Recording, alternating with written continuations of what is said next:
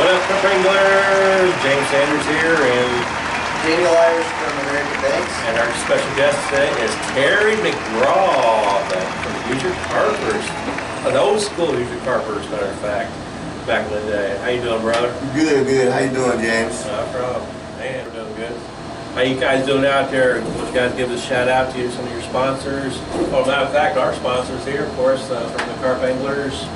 .com. We've got the Big Money Beepers. We've got Carp Commando, the Ultimate Bait Boats, bottom feeder baits, and of course we've got some, of course we've got the American Banx and American Banx. American Banx. That's American Banx, isn't it? Yeah. That's what happened. It's all good. So many different organizations. Yeah, sorry. Of course, one of our main top supporters, bait shops around here. You got the Bobber Shop. Got Abs Outdoors. Yeah, shout out Abs Outdoors. Naptown Bait and Tackle and Indie Bait and Tackle. So one of our strongest supporters right now. But Terry Mcgaw, brother. What's going on, How James? you doing, man? Good to see you. Good to see you, bro. Always good to see you. Man, special guest. There's in the flesh. Yes. In the flesh. See that? Yeah. So Terry, definitely a legendary. You won a couple of tournaments off the White River, didn't you? Yeah, sometimes I get fortunate. I might catch a fish or two. Yeah. So, also you're from the legendary Team Stringtown back in the day of the Hoosier Carper days, Yes. especially the West Side Bait and Tackle when they were around. Yeah. Wow. Well, a little bit. What you tell us a little bit about yourself and what you've been doing and how long you've been carp fishing. Well, I've been carp fishing pretty much my whole life. Yeah. Yeah. I mean, that's what I do. That's what we do. We fish. Catfish, carp fish, bass fish, crappie fish. It doesn't matter. Yeah. Pull up when we fish. So once a fisherman, always a fisherman or fisher person. Yeah. There are a lot of females that once they pick up a pole and they catch a fish or two, they're hooked too. It's just the way to stay in touch with nature and let the world go on by and you just enjoy nature and listen to the crickets and the birds and Just part of nature a little bit. Yeah. Yeah, I think that's the always best part about it, Even if you don't catch sometimes, just sitting there on the bank and just taking it all in, listening to, if you're on the river, listen to it flow over the rocks or whatever, you hear the birds. I know Austin and I, we did a session at 79th and Fall Creek this weekend. I caught one, but it was like 90 degrees, so we were having to catch one, but we saw a bald eagle there, actually. And we were like, it's a bald eagle, that's crazy. I tell you, we get a bald eagle once in a while, sometimes like in September. Remember him? Yeah, around comes around fall or springtime, the bald eagles just fly around, and sometimes he'll be just eyeballing the big lake. And that's what he was doing. Yeah, I remember that time it was frozen over and he ate a goose out there. Remember he ate a goose out there? And tore that thing up. oh my God. Yeah, they're crazy. They're blood big and birds. feathers everywhere. Oh yeah. But man, I tell you, let me tell you a story. The first time I heard of the great Terry Mcgaw. Wow. It was over at the Hoosier Carpers Tournament Trail. I was fishing with my cousin Rex on the tournament trail over off Ohio. Remember the Ohio tournament? Madison. Yeah. Madison? Yeah. Yeah. That was rough. It was a rough tournament. We fished there for 8 hours and not one single carp was caught. And then Jim Donald, who was hosting the tournament at the time, and he goes, an hour was an hour to the tournament. I mean, we had maybe, what, almost 40 people showing up to this tournament. Yeah, it was quite a bit of us. Welcome to the stream, Brandon. Thanks for watching. And during that tournament, we was coming to like the last hour of that tournament. And my cousin Rex, he caught a, you know, basically Jim says sudden death. Yeah. You know, whatever fish catches, you know, he was ready to get rid of the trophies. You know, he just wanted someone, at least somebody to win this tournament. That nobody was catching anything. Well, we were only catching buffs. Yeah, buffs. No common carp. No. Yeah. carp. Yeah. And catfish. Yes. Yeah, we call catfish. And so he said each species goes and all that stuff. My cousin Rex, he caught it, and he was in the lead at that time. And then I believe right at 10 minutes till the end of the tournament, 5 or 10 minutes into the tournament, all of a sudden, Terry Mcgaw caught a bigger size buck. I couldn't remember as a matter of fact, it's on video somewhere. Yeah. And you caught that carp, right? Or a buff? I was a buff. Yeah, Another you caught a buff. buff. And then that's the first time I heard of Team Stringtown, and like, because they were wearing the Westside Bait and Tackle logo, they had Team Stringtown, and that's where Westside Bait and Tackle is mainly from, is right here in Stringtown. In Stringtown. And I'm like, oh man, so who's this Team Stringtown? I didn't even know anything about it. I don't even know Team Fish Fighters was around, and then all of a sudden this Team Stringtown came around, and the people I knew at the time was Stephen Brandenburg, his wife, and then you. But wasn't there a couple other people? Yeah, that was his dad. His dad and his cousin. Yeah. It was Stephen, his dad, his cousin, and myself were the first 4 from Right. Team Stringtown. Right. So, like, what were you guys, like, using? It was a team back tournament. then? So, Yeah. like, what were your guys' like tactics back then? Because I mean, I imagine, you know, it's probably come a long way. Or were you guys using pretty much the same that we're using nowadays? No, everybody was using Same different stuff. Yeah, different stuff. You know, but it was pack baits, and back in the day, it was, you know, the hot item back in the day was the World Classic Bait. You know, they were always around, you know, supporting, you know, from their bait business from Illinois. They're still going on strong. Yeah, WCB has got a lot of Yeah. good anglers that they support as far as that goes. Yeah, because the main people that World Classic Bait sponsors like Gilbert Huxley, Rick Slinker, there was a couple other Marshall. yeah, Marshall Bertha. Yeah, that's another diehard. Adam Bassoff. Adams, yeah. You remember, well, of course, the Carbonator, and then you had Earl the Pearl. Yeah. Earl. And, oh, we had all kinds of code names. You know, Yeah, I was gonna say, it kind of sounds like the WWE back then. It sounds like it was a lot more fun. Oh, it yeah, really we was, did. because we didn't have Facebook back in that time. Right. Nope. We had MySpace, and they had a website. Westside Bait Tackle had a website called the Hoosier Carpers, Carp Talk, of all things, you know, and and everybody had their own little code, you know, their code names, like truckers, hand slings, and you know, code names and all that kind of stuff, you know. Well, you had what was yours? Big T. That's right, Big T.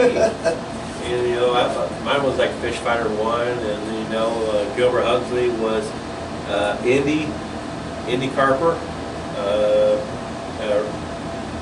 You know, then you also had Carpalicious. Yeah, I'm not calling another man Carpalicious. No, it wasn't a I'm just man. saying. You know, it was a girl. Adam's in the chat saying Team Rubber Lips. It was? Yeah. Oh, okay. Well, I call girl. That time was Christine Stout. That was Carpalicious? That was Carpalicious. Okay. All right. Okay, now I can understand that. All right. I'll let you. And then who else? There's all kinds of. Everybody had different names, you know. Yeah. Team Rubber Lips, yes, Adam Vaslov. That was Adam Vaslov. That was Yeah, and Marshall. and Marshall. Yeah, Team Rubber Lips. Thank you. You know, you can turn it on to look at the comments. You can. You know, go on to my page or your page. You know, and just read everybody's comments too if you want to, and see who's actually all watching. Man, Big Daddy Carpster. Yes, rest in peace. What's up, Jeremy Rodine? Stephen Brandberg right there. Yeah, Big Daddy Carpster. Yes, rest in peace. And then, who else do we have? They said TST. You know, and also the back of the day too. Carpenter's group.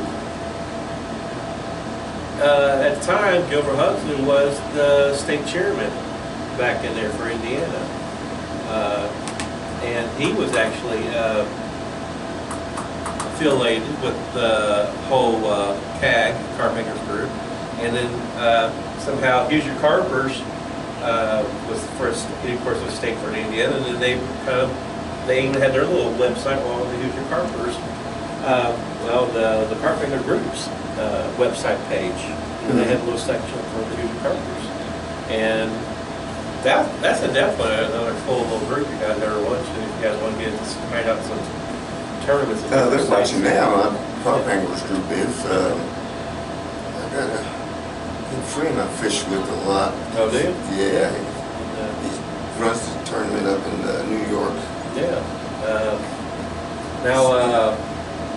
What was some of your best memories that you have back in the Hoosier Carper days? Tournament trails and all that stuff. Do you have any? It's just camaraderie there. Everybody out there fishing together. Everybody's getting along, joking. Oh my gosh, that was awesome back in the day. Catching fish, of course. Yeah, when Westside Bait and Tackle, Jim Donald, when he put a tournament, everybody came to that tournament. The Bosnians, remember the Bosnians? Yeah. Oh my gosh.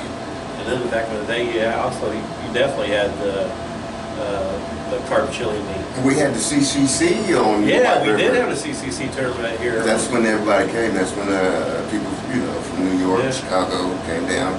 But yeah, that was a rough tournament too. That river's always rough. Yeah. And hot. Yes. Hot. Always hot. Well, that's what is it? September too.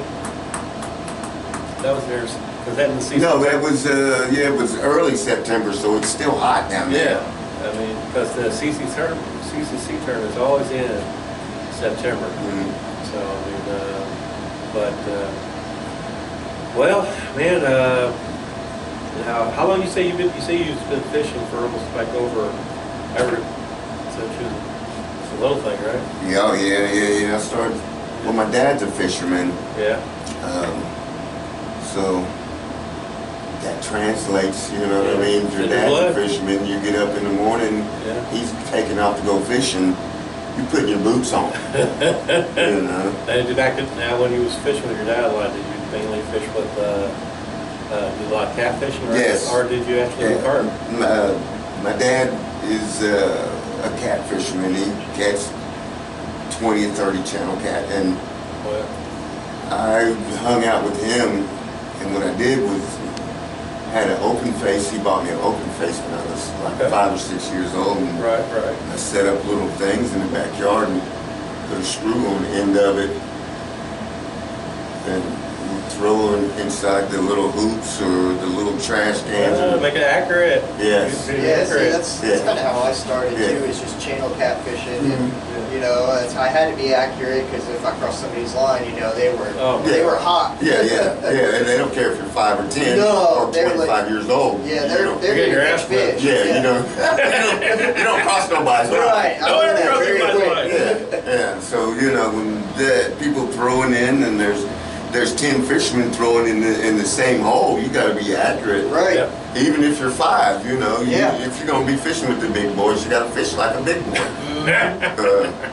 And I would fish with the big boys. Right. That's how I got started fishing. Is like I said, my dad, very good fisherman. Wow. Now your dad's still alive? Yeah. Okay. All right. Does he fish anymore? Not as much as he used to. I mean, he's 80 now. Oh, wow. Okay. So he don't really get out. I don't think I ever had a pleasure like with that. him. I mean, we knew each other for like over 15 years, I think. Yeah. You know, and no, I don't think I ever had a pleasure. I met some of your kids before. I don't think I ever met your dad, actually. No. My dad, like I said, he's 80. He don't really get out and meet that many people. Right. And he don't want that many people coming near him because of that COVID thing that happened, you know. So he don't, no. Now, oh man, so let's talk about some of the situations that actually happened to you. Now, when you worked here at Westlake with me at the time, of course you're retired now. Yeah. You went through a terrible spill, you know, and then, you know, basically COVID came around. Yeah. And then you would basically after that you was hospitalized. Yeah, I spent a month in the hospital. That was 2020, I believe. Yeah, 2020. Right. I spent a month in the hospital with COVID. Yeah. I actually died there. Yeah. They brought me back.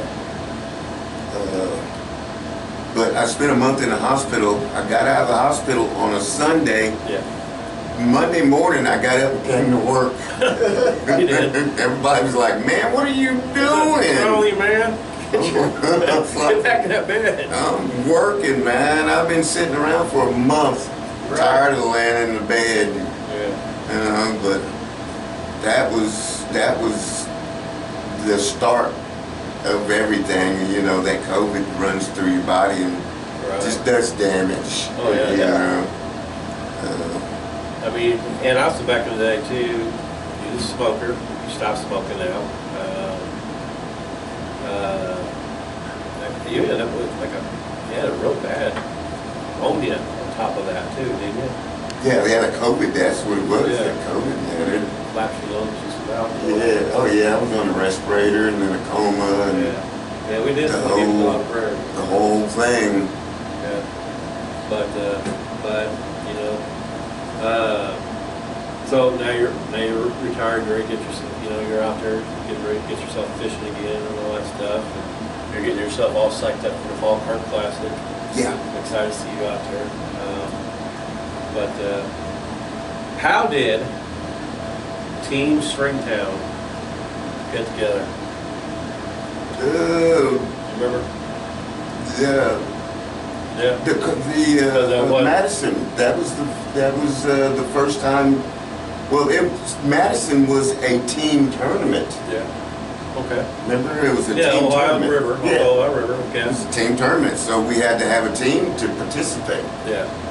What better team than Team Stringtown? Because that's where Stephen was born at. Yeah. His dad, Shane, his cousin Justin. You know, all of them lived in Stringtown. Yeah. I had lived in Stringtown for years. I wasn't living there at the time, but you know, that's how we got started. Team Stringtown. Yeah.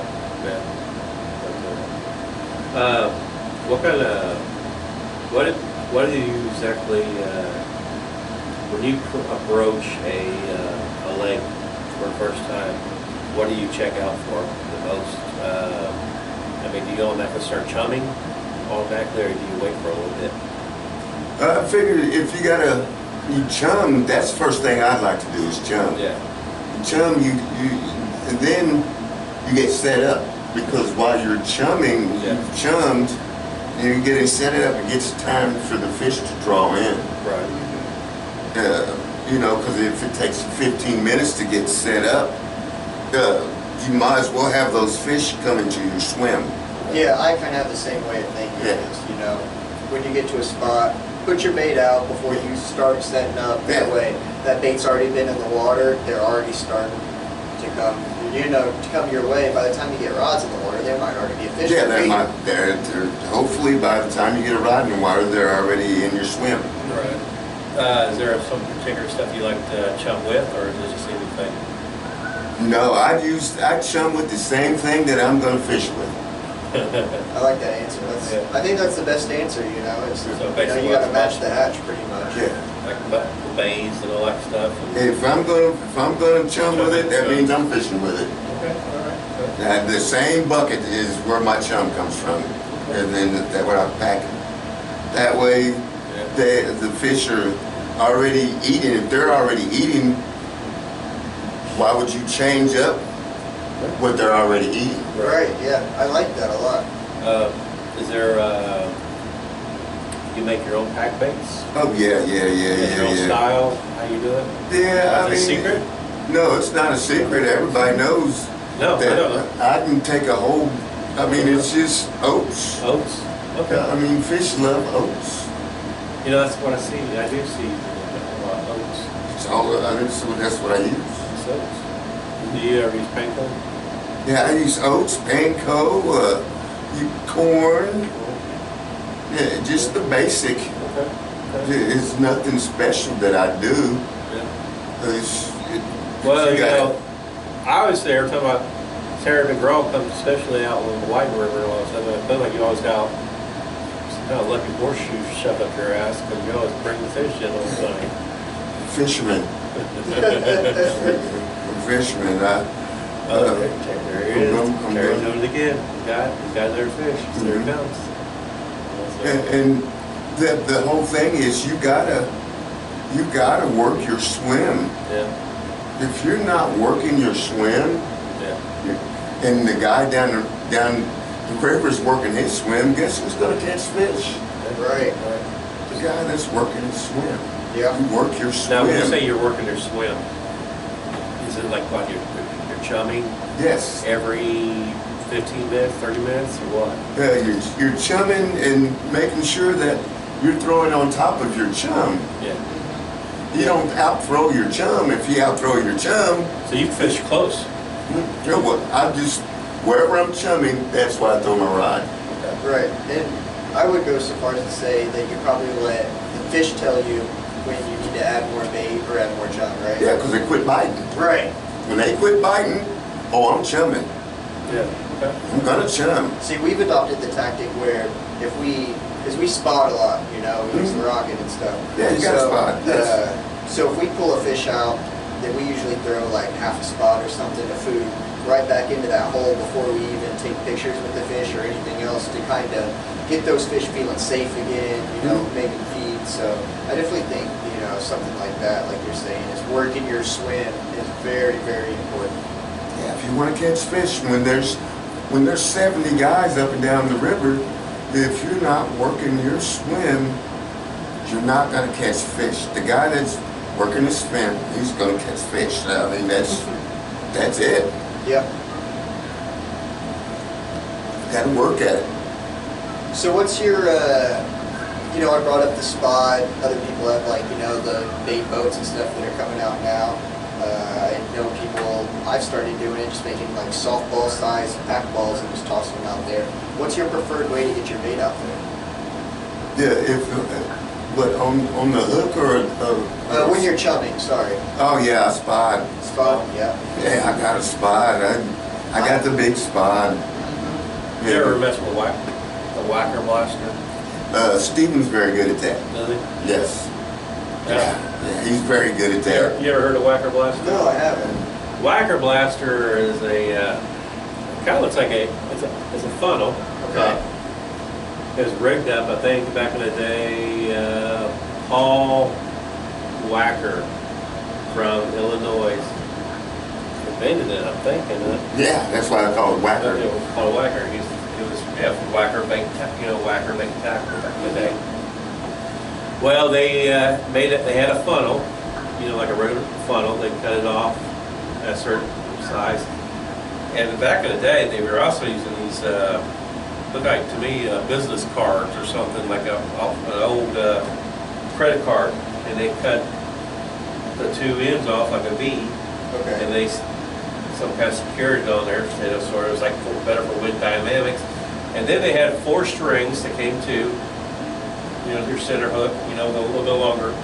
And basically, you made this big chum ball, put it up, what they put inside the funnel of the whacker blaster, Yeah, that's what it's called. That's what it was called. And It's a great the name. line, your line was probably maybe a good 4 feet, all right? And you put the ball, and you basically used your rod, and you go like, cast it out, and it just, it just threw it like a caterpillar. Okay, so you do like a surf cast and do a catapult. And it, Oh, yeah. yeah, it's so accurate. That thing worked great. Huh. It was so accurate. Yeah, that thing worked great. And I think, Matter of fact, we used to make our own. yeah. You know, because once you lose them, you're like, oh man. So we used to make them, man. We used to make them out of a 2-liter. Yeah, yeah. I mean, it's a great device. And that, of course, you know, I think Richie took over it from Ohio. You know, Iceman. I call him Iceman. Edrich. And then I think maybe Hoosier, Gilbert Huxley got a hold of it. He took over a little bit of the business a little bit. And I don't know. Now I just don't see him anymore. I don't know if anybody just. Because everybody's got spots now. Yeah, they got the spots. But that was just something that was pretty accurate. I swear to God. Matter of fact, the whacker is That took it's it out faster. there. It was a lot faster. You could And it's farther. You make balls, have 20 of those things, and you just. People were actually using those things in big time tournaments. And it was just because they just got so far out there. Right. Yeah. Yeah, you get 200 yards easy. And it was, you got that farther, I feel like, into the spot half the time.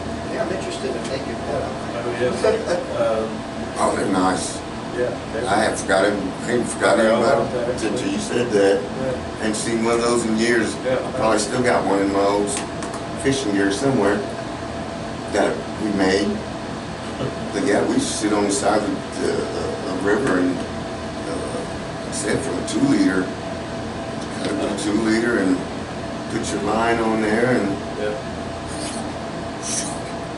So, what is one of your favorite memories that you had while fishing? I've got a lot of good memories. They're all. I know it's probably all up in your head, just scattered out. You don't know which one to choose. Yeah, they're all. Anytime that I didn't have to work and I was out fishing, Yeah. that was a good memory. Yeah. Yeah. Yeah. Okay. All right. Okay. Then let's look this way. Who was your mentor? When My- you was, my mentor? Yeah. Uh, When it comes to carp fishing.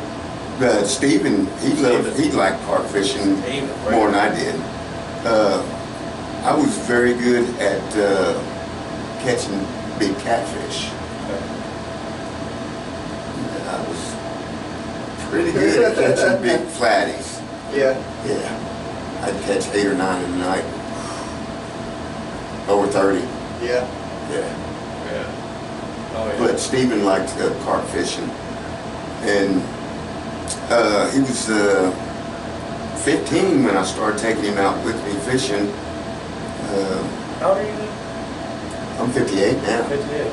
So, all right. So you got about 4 years on it. Yeah, Okay. Good deal. yeah, but yeah, that kid, he loved carp fishing. So that's what he wanted to do. I was like, well, if that's what you want to do, that's fine with me. As long as we're fishing, it didn't make me no difference, you know. But that's when I really start carp fishing. Tia says, hey. I don't. Hey, Tia. So what was it like? I mean, I guess, you know, you said fish for everything under the sun, you know. What was it about carp that really made you be like, Yeah. that made you be like, this is the fish that I really want to, you know, focus my time on? When you start hitting 20s, Yeah. when you start hitting 20s, and we were, one day we went out fishing, I hit 5 20s in like an hour and a half. Preacher, bro. Yeah, yeah, it was like 5 20s Man. in an hour and a half. I hit a double, it was like a 24 and a 25. That, I mean, You know. You just got to be hooked after that. Yeah, I mean, I don't care who you are. You're busting 20s like that, bro. It's like, exciting. coming from a background of being a cat fisherman and all that stuff, and such, when you was fishing with cat, did you accidentally catch a carp and like, wait a minute, this is like a totally different type of power fishing? Or did you Well, now, because I was catching 30s when I was out catfishing. Right, you're used to catching monsters, so any carp you caught so was this like... girl enough was nothing to you? Yeah, if it wasn't over 20, I wouldn't even take a picture. Wow. It had to be over 20 because I was used to catching 30s. Yeah, That's all I, targeted was big catfish. Do you feel like the catfish is harder to catch out there anymore now? No, I think carp fishing is harder than catfishing because some days they'll eat certain bait and then go out there the next day they won't even touch it. yeah, sometimes a couple of hours. Yeah. Even like they'll just shut off like that. Yeah, you're like, hold on, bro, you was just eating that. Now you don't want that. Now I gotta figure out something else for you to eat. Literally. Yes. But catfish, if they're hitting bluegills, well, they're going to continue to hit bluegills. Yeah. As long as you got some good lively bait, or if they're hitting cut bait and you keep throwing cut bait. But carp, they can turn off and want something else. And then you got to figure out what they're wanting. Do you, what size hooks do you use? Do you use I like hair using, rigs, right? yes, I like using six. Sixes? Yeah, wide gate. All right. Yeah, Well, that's what I use a Is lot. there a certain Six. brand? Quarter makes it a very good Quarter six. good, I like that. Yeah, okay. Because they're thick and they're sharp. Do you, is there a certain color you like for a pop-up on your rig? It depends. What I do is just try different ones on each one of my poles, different colors. Yeah. And if they're hitting this, I catch one or two fish on this, guaranteed I'm going to put the rest of them the same way. So you do, so I've been asking anglers all this question all the time. So do you think carp sees color all the time?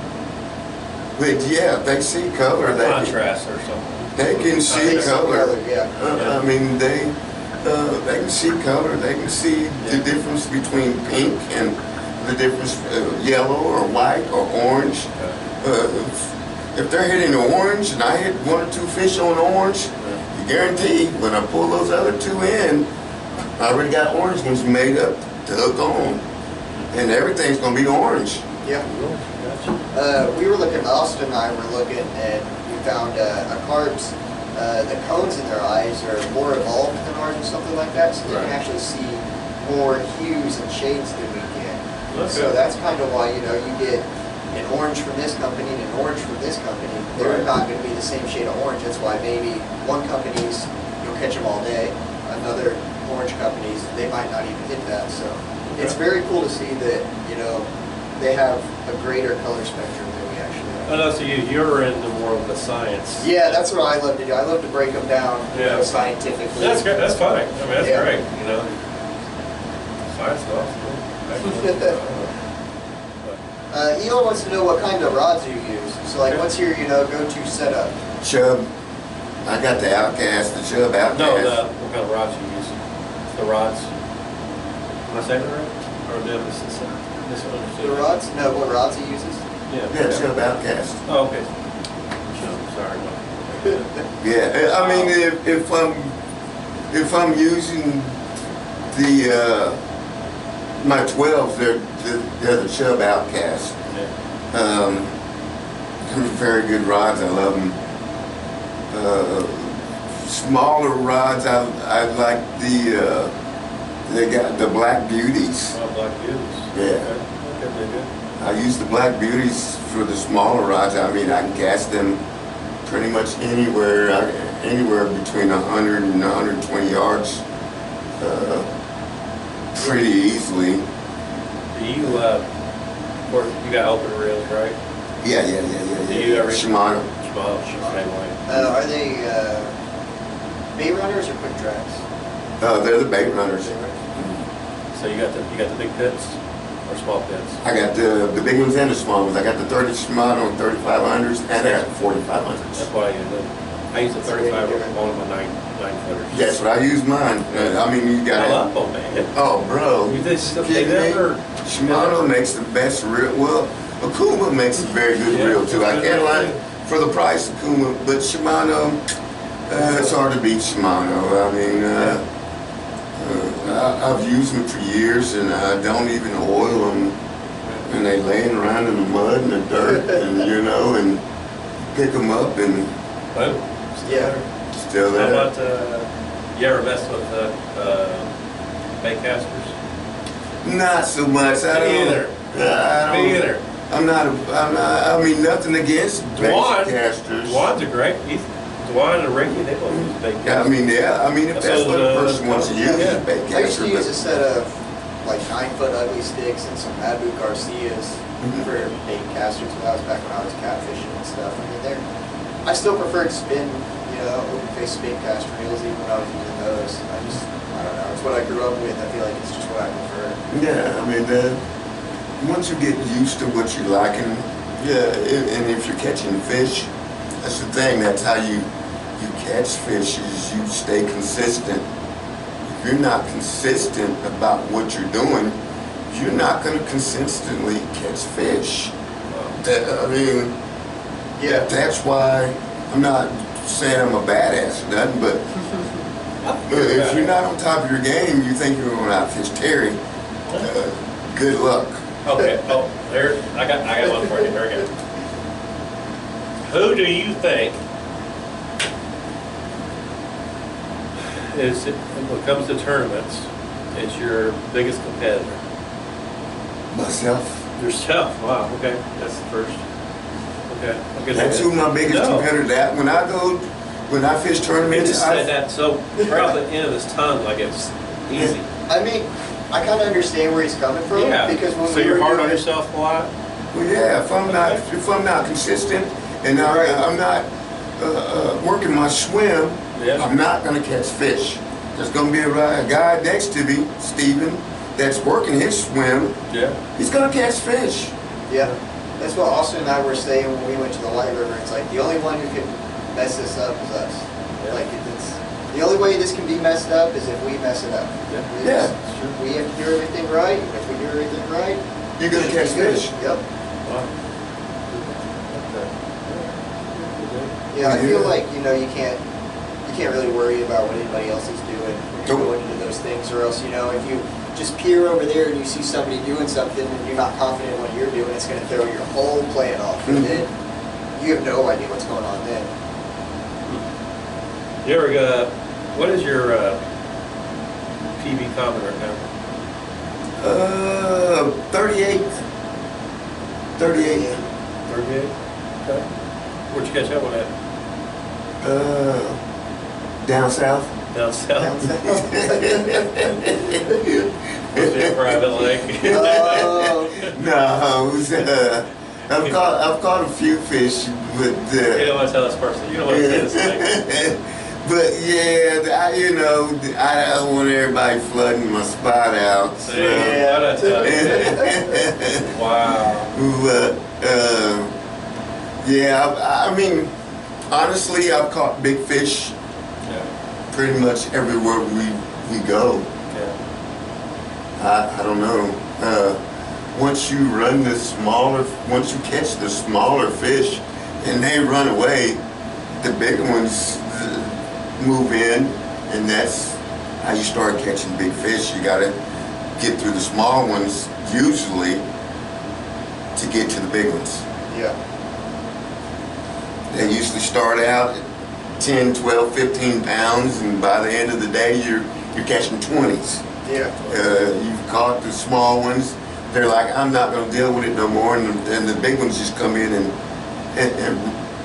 run them off anyway. Yeah, I know usually those big ones, like if you imagine a couple circles, the smaller circle is going to be, like you said, your 12 to 17s, and then you get a bigger circle of that. Those are going to be your 18 to 22s, and then an even bigger circle. Those are going to be your big mamas out there, your 28s to 35s out there. Oh yeah, because they're not going to hang around little fish. They don't want to scrap around it. No, they're like, get away from me, little fish. They run them off. So Sam Williams says, so how? That's Sam. That's my buddy from New York. He goes, so how much feeder or holding up Terry McGraw? Feeder rod is Oh, it's holding up great. Yeah. Yes, thanks, Sam. I appreciate that. I think it was 4 years ago. Yeah. Went to New York. I was roping them too. Yeah. I caught like 35 fish that year. And I didn't even win. What the heck? Yeah, I lost about 2 pounds. At the end of the day, it was like 200 and something, 215, and the winner was like 217. Yeah, it was. You remember back in the day, there was a team tournament, but it was a state versus state. Indiana, Ohio, Michigan. Yeah. Of course, Michigan won. Yeah, barely. But they always win. Yeah. But I feel like it was on their home turf a lot of times too. Well, yeah, of course it's their home turf. Them guys fish together every day. Went up there, yeah, and I don't know. But it was the regionals. The regional. Tri-state. Tri-state regional. Oh man, back in the day, there was just tournaments. I was gonna say, what happened? This is waiting for It's my time. Yeah, Saginaw. Adam said Saginaw. Oh, thank you. Yeah, we need to try to. It's like Let's blow on the embers a little bit. Let's get it going. Exactly, and it's like I feel like now these days everybody's just out, and I feel like maybe it is social media that it's like that was back in the day. It was the only time when carp anglers got together because you didn't really have a lot of social media. Right, it wasn't like it so is today. you can go now and people meet other carp anglers, because that's basically something they had a lot in common. Now you got Facebook, you got TikTok, you got all this stuff. Everybody's seeing everybody, and now they got, they could actually talk about carp fishing easily just by a touch of a button. Just on the phone, yeah. So back in the pioneer days, before social media, well, that was MySpace. That was pretty much it. MySpace, or just the website. It was basically that's when a lot of people got together. Now everybody sees everything by, oh, this guy caught this. Okay, that's cool. Well, but it does take it. If you do get a carp club, get into it. That is, and you join those people and go fish with them, and it's great. Now you definitely have these bigger tournaments, especially way up north, New York tournaments, and off of Michigan. Yeah, like the Ed French. Yeah, the French, like that. Ed French, the CCC. Of course, you got here, our biggest tournament for wild water is off the White River. We throw 2 of those, and I think Chicago, Illinois, they throw some tournaments. As a matter of fact, I think they're getting ready to do the memorial tournament for Big Daddy Carpster Memorial, and there are a couple other carp anglers. I know we were talking about, sorry not to cut you off, we were talking about, we fish 79th and Fall Creek a lot. It used to be tournament fish. We were talking about, trying to have a little day thing there, but we don't know all the licensing and, everything that goes into actually throwing a tournament, but just something to give people another opportunity, to get out there and just fish somewhere. Yeah. Oh, I'd recommend anybody doing that. Just to get other anglers together for sort of tournament. Hey, I got a trophy, get a trophy. You want to throw a little side pot, what, whoever catches the biggest fish gets this one trophy. Yep. Whatever, put it out there, just get people together to fish for it, so. But, I don't know. Do you remember some of the good memories back from the Hoosier Carper days, Terry? Say good memories? Yeah, good memories. Yeah, it was just like I said, the camaraderie, man. Of, everybody getting together and We're the convoy. meeting up on a Saturday morning, and next thing you know, we invade somebody's lake. You Yeah. know what I mean? Brookville or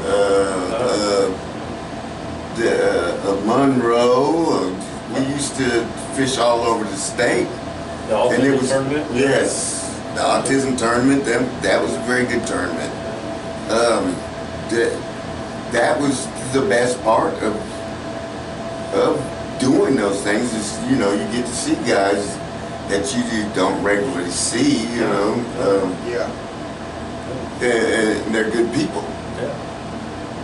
Yeah, I agree. I think that's one of the things that really drew me in once I realized that I love catching, carp, was how welcoming everybody was, and how everybody's like, oh, you like to catch carp? Come on over. I'll show you what I'm doing. Here's what I'm doing. You just became my best friend. Yeah, pretty much. Anytime, a carp angler hears somebody else likes to catch carp, they're like, oh, okay, come on. Here's what I use. What do you use? Do you like tying this? I like tying this, It's Did we just become best friends? Yeah, I think so. Instantly, anytime you meet a fellow carper, it's like, oh, okay, we're going to get along just fine. Mm-hmm. I love the Yeah. camaraderie. Yeah. Justin Keen's out there. What's up, Justin? Oh, man, I tell you, who else do we got? Man, there are so many old schoolers. Of course, you remember Big Daddy Carpster. So it's hard to hear. Is it hard to... Really? Yeah, maybe just try speaking straight. The microphone a little bit more, because if I try turning it up, we got a little bit of an echo. Probably didn't get the keyboard on it. Upgrade on that, you think? Yeah, I probably have the keyboard at home. Yeah. Let's do it. Write that down. Yeah. Oh my gosh. You remember the convoy? Jim gets together, everybody got together, and we had like maybe a good 20 vehicles all just traveling together just to one destination, just to get let's go to the tournament, man. Jim, he always threw out good prizes all the time. Mm-hmm. I tell you. I was guaranteed to be late every time, though. Yeah, you and Stephen both. Man, well, just because we rode together, that's my teammate. Yeah. So if I'm late, he's gonna be late. Yeah. But we were always late. That's how Austin feels about me. He said, you can leave 20 minutes early and still be late. Still be late? I don't know. Every red light, I guess. I mean, we'd come in an hour and a half late. The last time I fished with you, Terry, was Jotes, Chicago. It's the CC tournament. Oh, in Joliet? Jolly, thank you. Over to Chicago. Is it Chicago? Pretty close. Yeah, well, yeah, that's north of Chicago. Rained. Remember it rained real hard? Yeah, rain. Rained before? Yeah, remember? That river was flying. Jeez, man.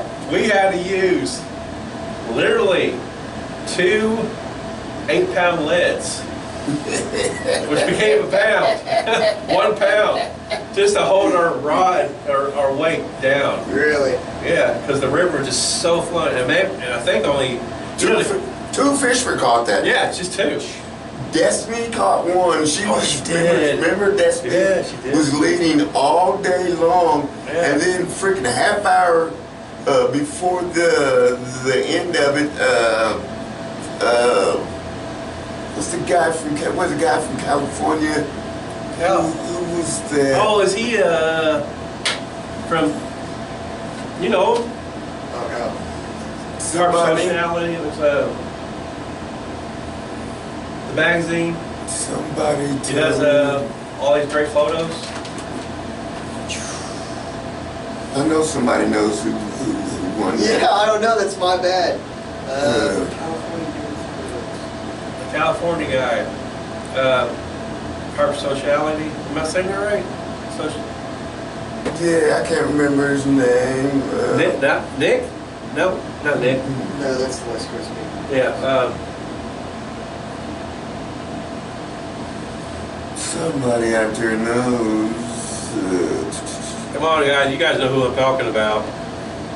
The guy from the I know American Carps Association. If Destiny was on here, of course she would know, because she was leading all day, and then a half hour before the tournament, he hit.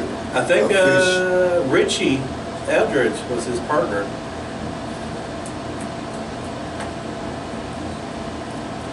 Did I say? No? Mario? No. No. Hey? Well, I don't know. I'm sorry there. See, that's gonna bother me. Yeah, that's going to bother me too, especially because you said it's somebody that I know, so I'm like, oh no, I need to give somebody their credit. Okay, so, oh well. But we also. Sorry, my friend. Also, we had that one carp angler showed up from the UK. You know what I'm talking about? No, but that's cool. Oh yeah. UK, that's awesome. The YouTuber. Man, I'm like just. Oh, from the UK, Carl? Alex? No, not them. The older guy. Alan Blair? No. No. Okay. No. No. From Porta? No. Not from Porta. No. Older guy. I got a picture from him. I'm hearing crickets. Ian Chilcott? No. No? Okay. Man, I'm going deep cuts here now too.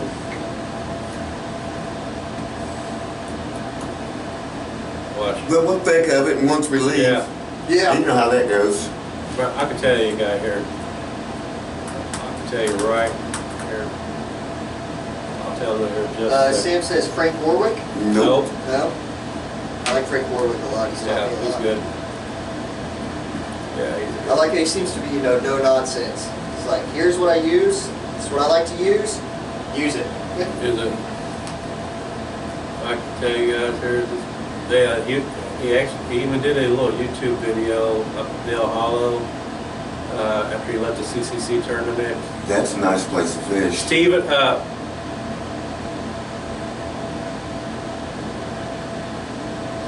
Bridges. Steve Bridges. Steve Bridges is there. Yes. Yeah. Hey, where was this at? At the tournament we went to. Oh, okay. You know, yeah, Steve Bridges was there. He's a YouTuber from the UK. Came there after he left the. Yeah, that was the CCC. So Yeah. a lot of people show up for the CCC. Yeah. That, that's the North American Championship. Yeah. Man. Yeah, you said he went to Dale Hollow, man. Dale Hollow. Yeah, he went to Dale Hall after that too. It was a good video. You should check it out. Yeah. Check out Steve Bridges, and I mean it was a video that he Steve Briggs. Briggs, not Bridges. Briggs. Thank you again.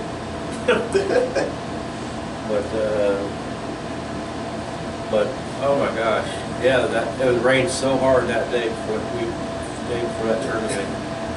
They had 8 inches of rain. Yeah. Oh, we was following each other. Yes. You just bought a new truck at that time. Yes. The windshield wipers wasn't even working. No.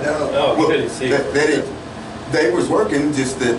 They were bad rubbers on it. Yeah, it wasn't no good. Oh, yeah. You just couldn't see it. Yeah, I hadn't used the windshield wipers. Right. You know what I mean? It had been sunny for a month. Right. And then as soon as I get on the highway and get to running 70 mile an hour, it rained like hell. Boy. Yeah, man. So that river was up so high, and then the current was, man, it was bad that day. But It's only 2 fish caught. yeah, but that's how fishing goes. But Yeah. Yeah. Oh yeah, you don't have yeah. control of Mother Nature. Yep. At least 2 fish were caught, you know. Mhm. Yeah. But wow. Is there a certain flavor you like to use a lot? I like using VBN. BBN. Yeah, VBN. You can. Just depends on what time of the year it is. Walnut works pretty good.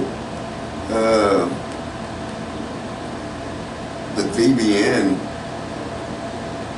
Yeah, I've started to use a lot more of the, you know, like vanillas and butternuts and tiger nuts and stuff like Oh, that. yeah, definitely. VBN is a good one. It's hard to beat that one. Do you ever mess with tiger nuts? Yeah, I got some. Do you? Mm-hmm. Yeah. I got some soaking right now. Do you like to use the flavor with them or anything, or just Well, no, you don't have to really use flavor with tiger nut. They just do their thing? Mm-hmm. Yeah. Now, if you take that tiger nut and you get some of them and you crush them up and put them in your pack bait, that's I said, whatever I'm chumming with, that's what I'm fishing with. Yeah. Good questions. Now, if you guys got any questions for Terry, let us know, man. We'll happily Do the best we can. So what are, you know, do you have any, I mean, it sounds like, you know, you've pretty much cemented your legacy and stuff. Sounds like this is kind of a victory lap. So do you have, you know, any plans for the victory lap? You just gonna go out there and fish, or do you have any, you know, goals that you're setting for yourself? I'd like to do a lot more fishing. Of course. I think you got a van. Yeah, I bought a van just to fish out of. Awesome. So, bought me a fishing van. Travel around. Yeah, do some traveling around. I know quite a few people. I just had to, you know, make sure I had something that I could travel with. Yeah. You know, that way if I could pull over and I had to go to sleep at a rest stop, I'd sleep comfortably. Right, yeah, I understand that. I won't sleep in a car. Yeah, I've slept in the backseat of a few cars before. Yeah, and below. it sucks. Yeah. You wake up the next morning. Like, Yeah, bro. Then you're tossing and turning all night. You know, so I bought me a van just so I could have something good to sleep in. And that maximizes, like you were saying, you know, how you like to really work your swim. You know, when you don't get a good night's sleep, you don't really feel like doing that. Nah, when you get full rested, you're like, all right, let me tackle this river right now. Yeah, we're gonna get at it, and you know, then you could fish it for 48 hours or 72 hours if you want. Right, you know, that's the important thing. Yeah, and that's the, like I said, that's the important thing. You're really building the swim up. Yeah, because if you're just going there for a tournament, you get 8 hours. You know what I mean? You got to learn your swim, and you got to try to outfish your opponent. So when you're fishing by yourself or with your friends, there ain't no pressure. No. That your teammate Stephen Brandenburg, Terry, what is your favorite brand of syrup? My favorite brand of syrup, Log Cabin. Log Cabin. Aunt Jemima. Aunt Jemima. I don't even think she's even. Is that even a syrup now, Aunt Jemima? I don't I think they took that off. Yeah, I think they took that off now. Yeah, just like they changed the Redskins football team. Changing everything. Everything's gonna change. It's like, but it's fine. Justin said those 100-hour tourneys be the ones. Yeah, that'd be the ones, man. Like I said, I want to get out and try to do some of that type of stuff. It's hard for everybody to get out and fish like that, though. You gotta, you know, you're working, and you gotta. Only so many days you can take off during the year, and it's usually 14 days, and you got a wife and kids. Right. You got to dedicate most of that time to them. But you know, family's first. And that's why anybody that's around me, that's what I preach. Family first. You know, take care of your family. We can fish when we can, but it's family first. Yeah, and that's what, you know, a lot of people, I've just now come into the scene, so that's kind of what a lot of people have preached to me, you know, is this thing can suck you up, don't let it destroy, you know, what you got going on. It really does. Yeah, and I've noticed, I mean, between doing the podcast and doing our American Banx stuff and trying to record You videos. gotta find the right balance sometimes. Yeah, it can run you ragged sometimes, for sure. And then, your old lady's at the house and she's got the kids and they're not minding because dad's not home a lot. Right. It's Then you hear an earful. Yeah. Next thing you know, you're sleeping on the couch. Yeah. right. Then you gotta go buy the flowers. Yeah. Buy the chocolate. And that also sucks, when you gotta come home and they're not minding and you gotta be the one to discipline them and that's all they, Yeah, that's all they get from you. You know what I mean? You're like, hold on, I ain't seen you in a week, but then you gonna come in here talking stupid to me. Right. Who are you? Yeah, who are you? Yeah, it's definitely a hard balance. Yeah. So yeah, definitely. Family first. Anybody's got a young family out there that loves to fish, take care of your home life first, fishing second.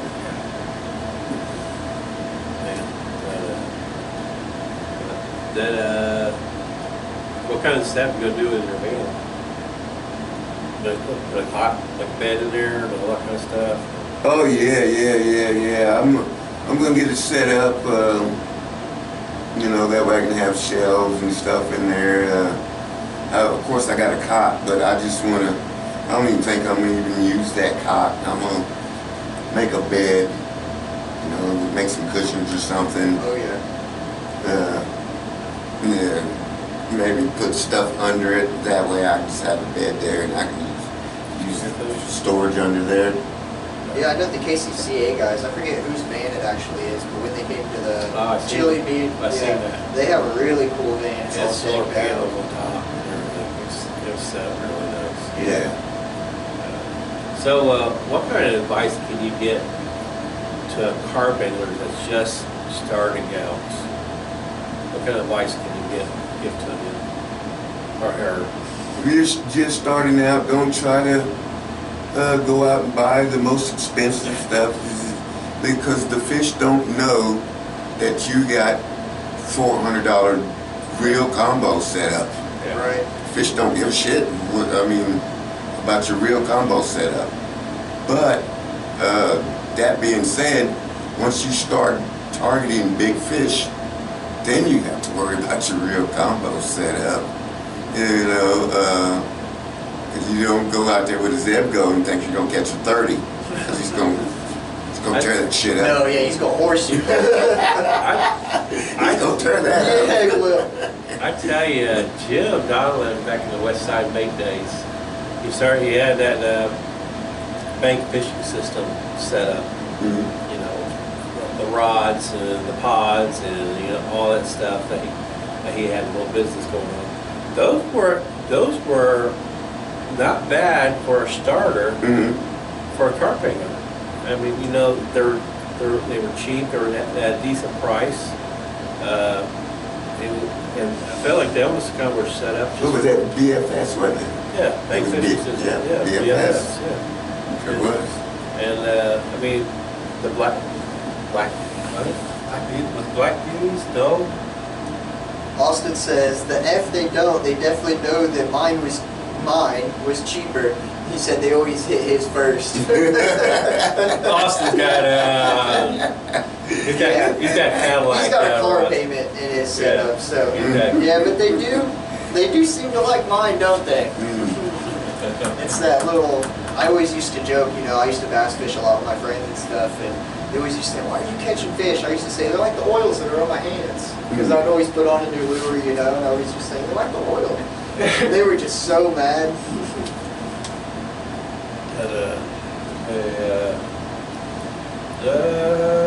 Steve says he still has a black widow. Yeah, I have a black widow. I unfortunately just broke one. I don't know how. I just picked up on a fish and just cracked. I don't know. Do you like to fish around debris? It's hard fishing around the It breeze. is. Yeah. You lose a lot of rigs a lot too. That's But do you feel like there's a lot of carp around debris a lot? oh yeah. The thing is getting them out of there. Yeah, that's true. Yeah, we fish, tight clutches, so they can't take a lot of line, and then once you actually get to the rod, instead of just staying in there, you take a couple steps back to kind of Pull them out of there. pull them out of there, yeah, and then let them fight in those couple feet outside the snakes. Mhm.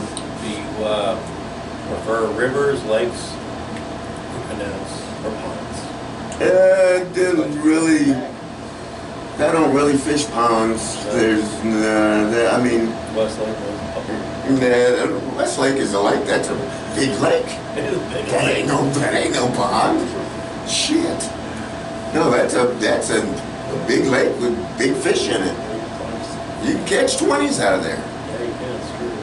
I think 26 is the biggest one I see now, right? Yeah, there's 20s in there. So if they ain't eating them, they're still in there. But Actually, everybody can't catch a 20. I mean, that's the thing about catching 20s. When you catch them, you got to have the equipment to bring that 20 in. That's true. If you're out there with a cheap rod and wheel, it's just going to tear that up, and Yeah. you're not going to get that fish in. No. How about PVA bags? You ever mess with PVA bags? PVA are nice, Yeah. especially if when we used to use the whacker. You take that whacker Yeah. and Wax. whack about 10 balls out there, and then you PVA a bunch of corn Right. and just throw it right there on top of it, and then you got that whole ball of corn just sitting there. Yeah, PVA is nice.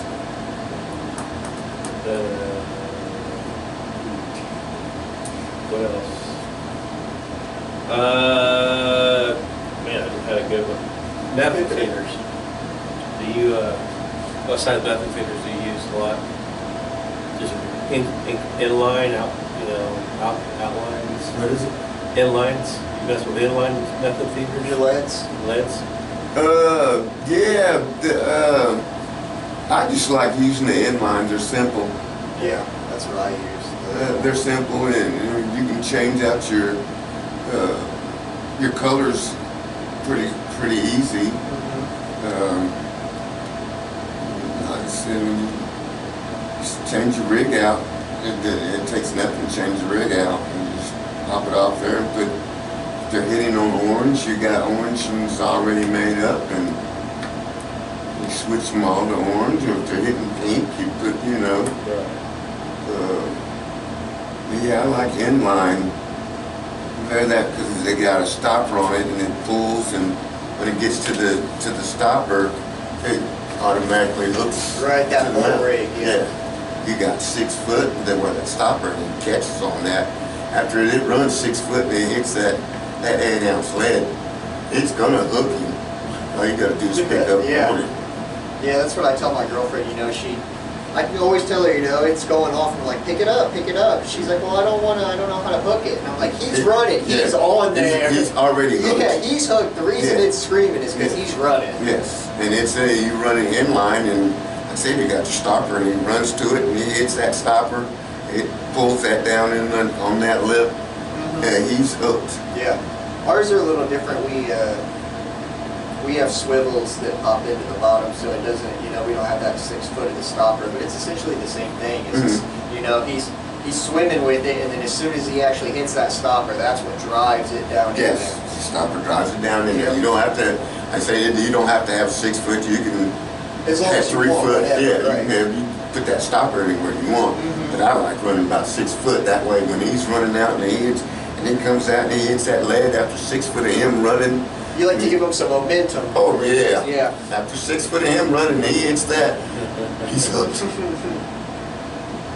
Do you prefer Running bolt rig. nights or days fishing? Yeah, just depends. I like night fishing, but like I said, I did a lot of catfishing, so the catfish bite better at night. Yeah. They feed better at night. Yeah. But carp feed better during the day. Yeah. You might get a few that hit at night, but they hit during the day. Yeah. I would say it depends, on the time of the year. When we're having 95-degree days like this, they're going to feed kind of in the early morning hours. But during the winter, the winter, the fall, and the spring are my favorite seasons to fish now. And those are, you burn them up during the day. You Yeah. know? Oh yeah. Especially in the winter, you know, once you hit the peak sun and all that sun's hitting the water, they turn on like yeah, they crazy. turn on because they can see that, you know. They're like it's daytime and I can actually see what's out there to eat. Give them something good to eat.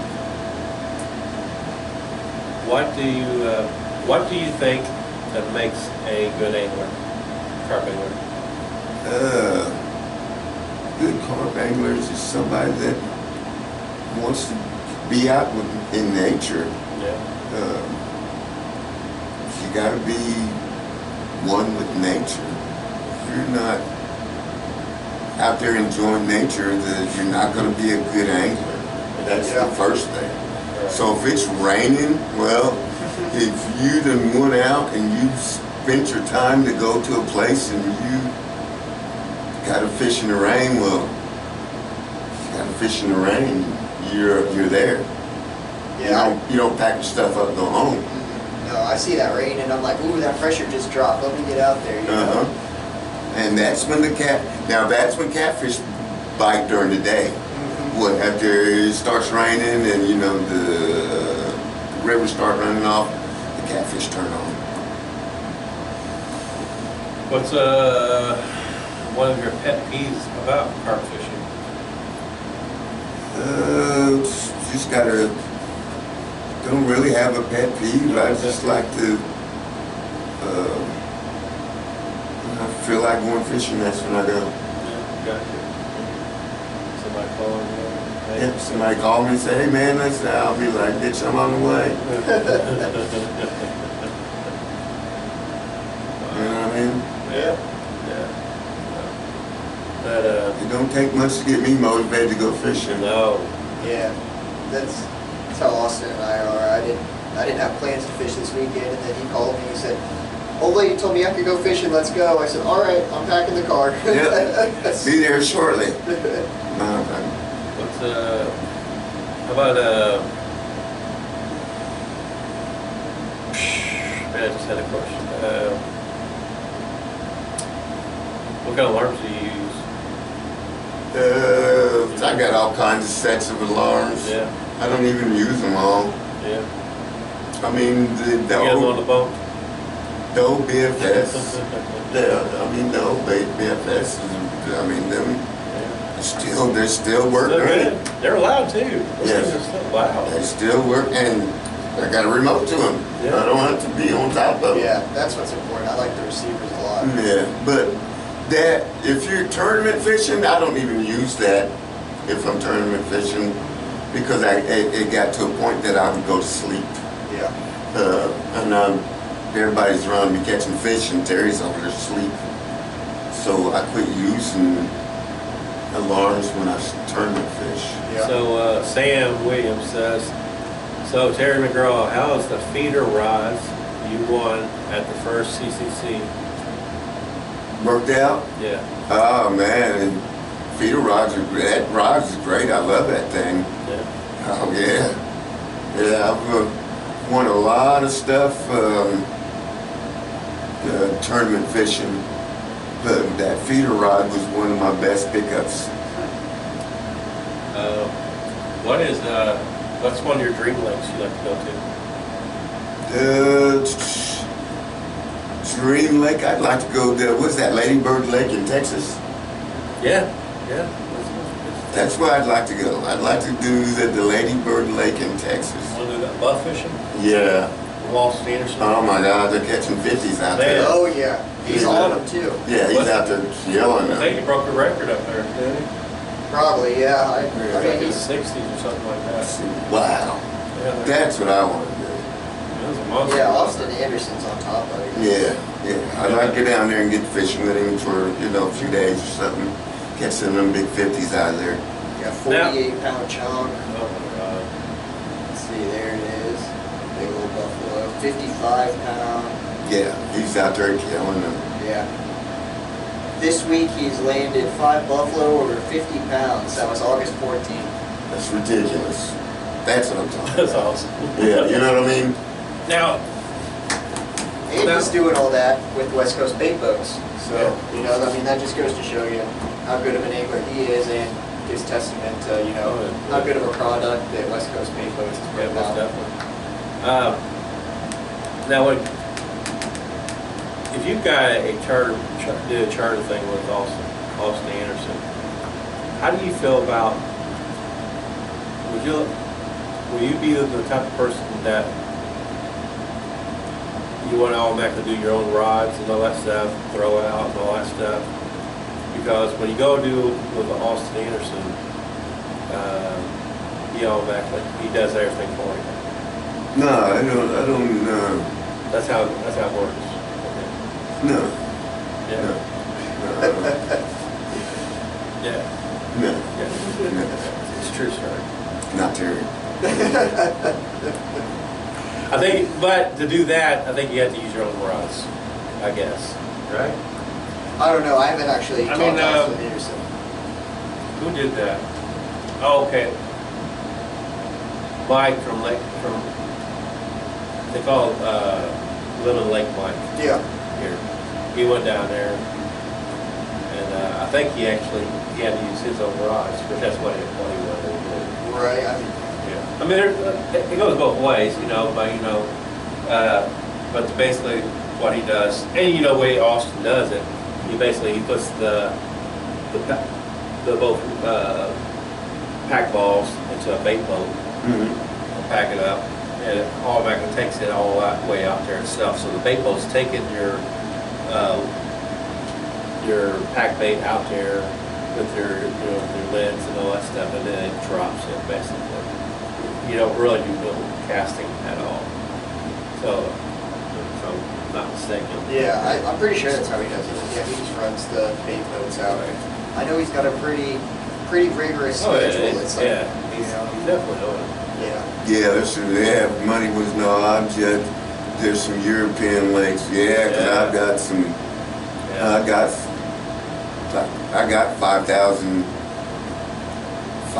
followers, and a lot of them guys that follow me from Europe, they got their own lakes out there, man. And they're like, come on over. I'm like, yeah, brother.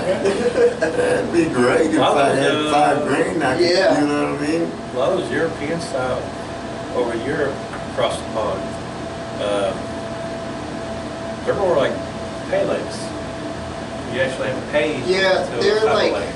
I mean, it's a wild lake. Yeah, it's like day ticket lakes. Okay. So, that's a good way to say it. yeah, so like it'd be like, you know, if you go to a state park and it's like, hey, 15 if you want to fish in the lake. Yeah. And then it's like, okay, Sometimes there's a waiting fish list to there. that. Oh yeah, the like syndicated lakes and stuff like that, you have to be a member. Which, I mean, there's kind of one of those around here. I don't know if you guys know Lake Sonda. I used to fish it when I was a kid, but Heard of it. yeah, there's part of it there, but it's like $500 a year or something like that to be a member. So I mean, that's the kind of the closest thing that we have to syndicate lakes. But I know those European fish, they get fished for a lot, and they're pretty rig shy. So I'd like to go over there because it definitely would be a lot bigger of a challenge than over here. Well, I guess we're about to come towards the end of our time now. And Terry McGraw, my brother. Wow, the legendary old school Hoosier carper. You're back in the originals. I mean, I guess I remember that too. We're not the originals. I mean, you got the Rick Slinker, you got the Joe Buzzley, and there's another old carp angler. He's retired too. He's right. Older than Gilbert, I think. So, wow. Man, brother, I'm a pleasure, man. It's like an honor. I mean, I fished with you a lot of times. Yeah, we've watched you fish. Years and years fishing. It's great. Hope to at least get in there 30 more with you. Yeah. 30 more years. So. Yeah, 30 more years of fishing, that'd be great. Oh yeah. But hey, we're coming to the end of our show. I do want to say, sorry, go ahead. special announcement. American Banx actually does have We are dropping our new t-shirts and our new hoodies on Austin Jones and Daniel Irish, as well as American Banx Facebook page. If you're interested, go over there and check them out. Thank you very much. Shout out to Adams Outdoors as always. Thank you very much for helping me out personally in everything that I do. That's all I just wanted to shout out, give the American Banx update. Shout out, Adams Outdoors. To our sponsors, support Carp Angler, Big Money Beepers, Carp Commando, Bottom Feeder Baits, the ultimate, what's that? West Coast Bait Boats. Thank you. Wow, I West did that Coast. out. And then, Thank you very much. Yeah, now of course a lot of our bait shops around here in Indiana. Yeah, thank you, Bait Terry, Tackle, for Napkin coming on. Bait Tackle. Oh, yeah, Out yeah. again, and then also Team Stringtown. Oh, Team Stringtown, shout out. Yeah, Yeah. thank you for coming to our show, brother. It was kind of awesome. Always a pleasure talking to Terry McGraw, my brother. Thank you. All right, Carp Thanks for having Anglers. me on here, guys. Thanks for Appreciate watching. it. Always use great carp care. Good Practice luck out carp there. care. Bust the hog. Later, guys.